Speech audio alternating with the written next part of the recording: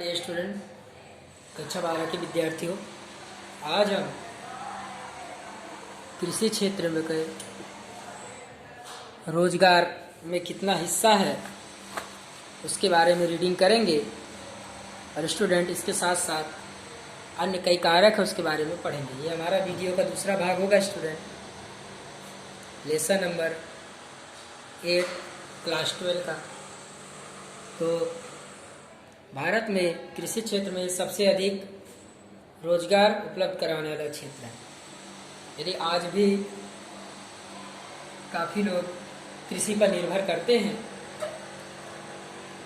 स्वतंत्रता के समय भारत में लगभग 72% लोग कृषि और कृषि पर आधारित प्रवृत्तियों, पशुपालन, मत्स्य पालन, जंगल, मुर्गी, बतख पालन इत्यादि से रोजगार प्राप्त करते हैं। यानी आज भी काफ़ी लोग हैं जो ग्रामीण क्षेत्रों में रहते हैं और कृषि से रोजगार प्राप्त करते हैं।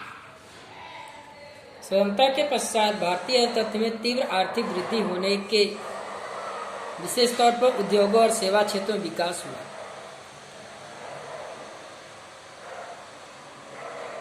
कृषि क्षेत्र की अपेक्षा तीव्र विकास हुआ।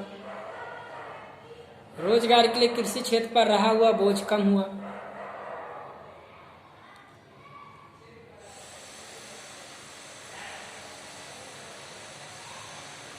सन 2001-2002 में कृषि क्षेत्र पर निर्भर लोग 58% थे,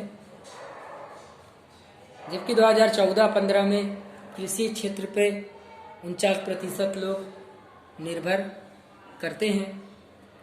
तो ये है कृषि क्षेत्र का योगदान हमारे रोजगार में। हम बात करते हैं निर्यात आय में कृषि क्षेत्र का कितना योगदान है।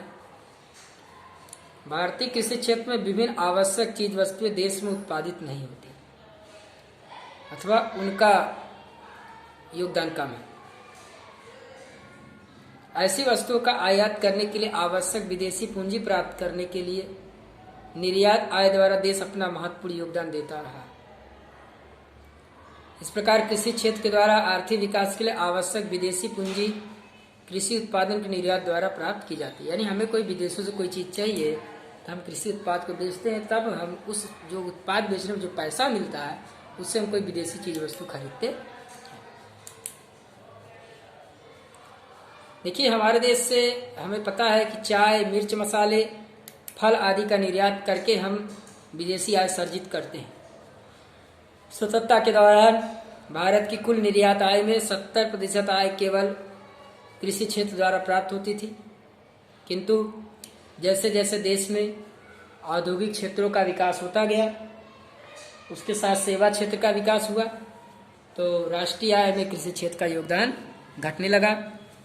2013-14 के अनुसार भारत की जो राष्ट्रीय आय में कृषि का योगदान था वो लगभग 14.2% दर्ज किया गया। स्टूडेंट्स, अब हम बात करते हैं जीवन स्तर की। विश्व में लोगों के जीवन का प्राथमिक आधार कृषि क्षेत्र है। भारत में भी कृषि क्षेत्र में लोग जीवन स्तर में लगातार सुधार किया है। कृषि क्षेत्र में मुख्यतः 2 प्रकार की फसलें होती हैं। एक फसल होती है स्टूडेंट खाद्यान्न फसल, दूसरी होती है नगद फसल का उत्पादन होता है। अनाज की फसलों में तमाम खाद्यान्नों का समावेश होता है। इनका बड़े पैमाने पर उत्पादन करके भारत आत्मनिर्भर बना है। ठीक उसी प्रकार नगद फसल जैसे कपास, सन, मूंगफली, तिलहन, गन्ना इत्यादि मुख्य रूप से कच्चे माल के रूप में उपयोग किया जाता रहा है। नगद फसल में उत्पादन में वृद्धि देखने को मिली है। इसके अलावा आज किसान सब्जी, फल फूल इत्यादि का भी उत्पादन करने लगे हैं। इससे ऐसा कहा जा सकता है कि भारत में कृषि क्षेत्र लोगों की कृषिजन आवश्यकताओं को पूरा करता रहा है। भारत में अनाज की प्रति व्यक्ति उपलब्धता जो 1951 में 395 ग्राम थी,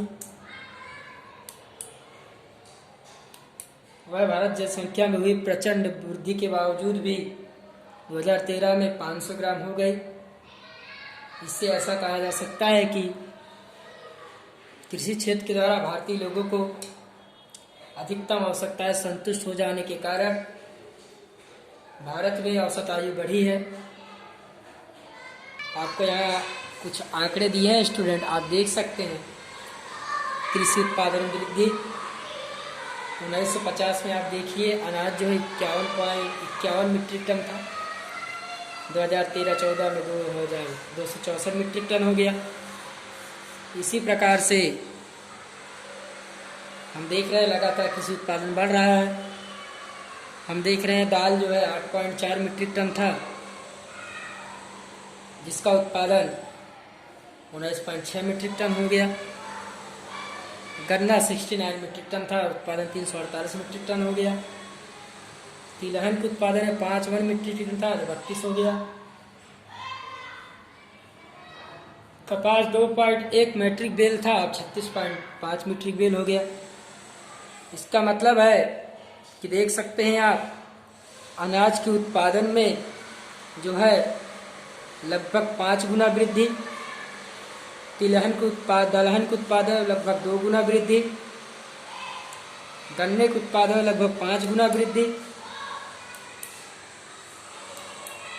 इसी प्रकार से तिलहन के उत्पादन लगभग 6 गुना वृद्धि, कपास के उत्पादन में लगभग 18 गुना वृद्धि दर्ज हुई है। हम बात करते हैं और क्या है योगदान इसका। कृषि जो है औद्योगिक विकास का आधार है। भारत के बहुत सारे उद्योग जो कृषि क्षेत्र पर निर्भर करते हैं, आज भी कृषि क्षेत्र औद्योगिक क्षेत्र के लिए अति आवश्यक कच्चे माल की आवश्यकता कृषि क्षेत्र के द्वारा पूरी की जाती है, जिससे औद्योगिक क्षेत्र अपनी क्षमता के अनुसार उत्पादन बढ़ाकर विकास करते हैं। तदुपरांत उत्पादित वस्तुओं का बाजार भारत में ग्रामीण क्षेत्र होते हैं, क्योंकि भारत में लगभग 69% जनसंख्या ग्रामीण क्षेत्र में निवास करती है। 69% भारतीय जनसंख्या के लिए आय का मुख्य स्रोत कृषि क्षेत्र है, जिससे ग्रामीण क्षेत्र औद्योगिक उत्पाद टीवी, फ्रिज, बाइक इत्यादि का मांग कर्षण करता है। ये सारे योगदान है स्टूडेंट कृषि क्षेत्र के हमारी अर्थव्यवस्था में। उम्मीद है ये टॉपिक आपको समझ में आया होगा। आज के लिए इतना ही। Thank you very much.